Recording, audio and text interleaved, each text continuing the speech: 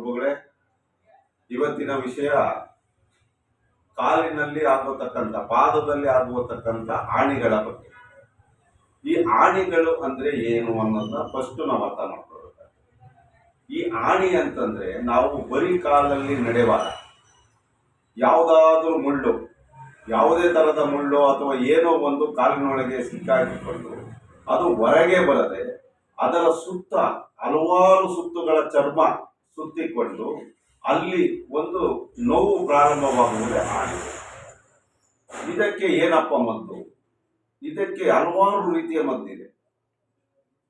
ಕೆಲವರು ಈ ಕೋಳಿಯ ಕಸ ಏನಿದೆ ಅದನ್ನ ಹಚ್ಚಿದ್ರು ನಿಮಗೆ ಇದಾಗುತ್ತೆ, ಸಗಣಿ ಹಾಕಿದ್ರೂ ಆಗುತ್ತೆ.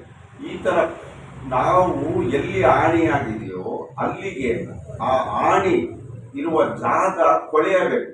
ಅಂದ್ರೆ ಸುಮಾರು ಸುತ್ತಿನ ಚರ್ಮ ಸುತ್ತಿಕೆ ಏನಿದೆ ಅದು ಕೊಳೆತು ಅಷ್ಟು ಸುತ್ತಿಕೆನು ಆ ಚರ್ಮ ಎಷ್ಟು ರೌಂಡ್ ಸುತ್ತಿರುತ್ತೋ ಅಷ್ಟು ಹೊರಗೆ ಬರಬೇಕು. ಆಗ ಈ ಆಣಿಯ ಪ್ರಾಬ್ಲಮ್ ಸಾಲ್ವ್ ಆಗುತ್ತೆ.